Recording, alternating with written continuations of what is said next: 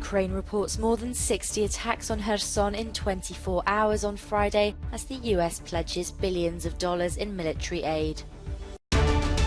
Anger bubbled over into violent protests on Friday night after 3 were killed in a shooting at a Kurdish community centre.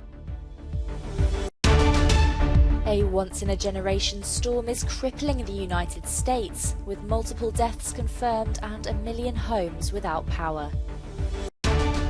Travellers in France and the UK face possible delays and cancellations just days away from Christmas, as strikes grip travel and transport industries. Russia and Ukraine continue their give and take on the front line and in the occupied regions. Moscow bombarded newly liberated Kherson, shelling the area more than 60 times over 24 hours on Friday, while in Melitopol 2 people were injured in a car bomb attack, which Russia has described as a terrorist incident. President Zelensky has returned to Kyiv after a satisfactory visit to Washington and said he will intensify his diplomatic efforts to attract more countries to his cause, especially in Africa, Latin America and the Global South. On Friday, the Democratic-led House of Representatives approved $45 billion of military aid for Ukraine.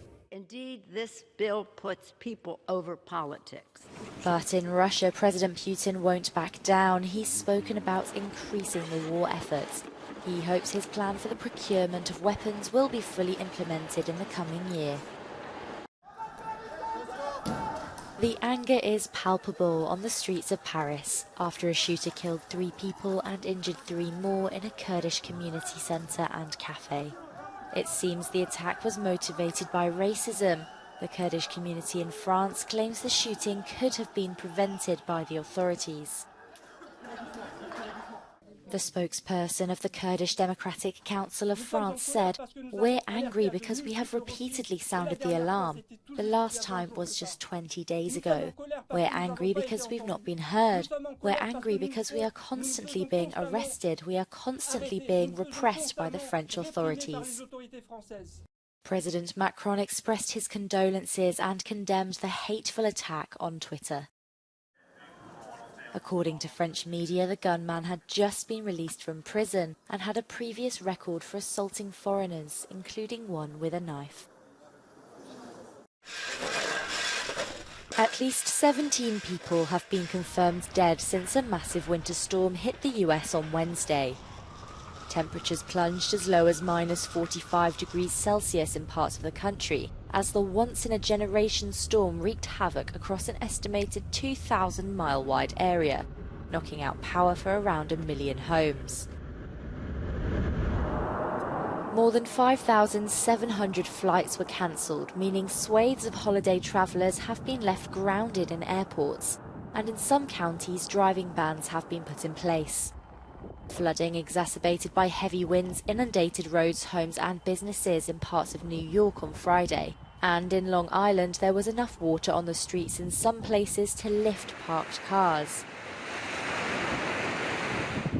On Friday, around 2 million people in 48 states were under extreme weather alerts.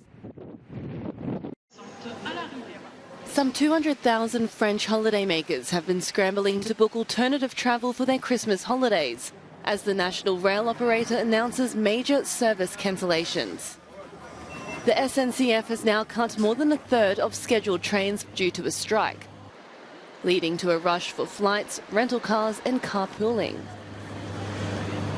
We even considered taking the plane, but it was too expensive, and taking the car. It was very tiring. We're not panicking, it's just very inconvenient. Travellers at UK airports also face possible delays as government employees who check passports go on strike. It's the latest spate of walkouts over pay amid a cost of living crisis. The strikes are putting pressure on Prime Minister Rishi Sunak's government, which has so far refused demands from public sector workers for substantial pay rises.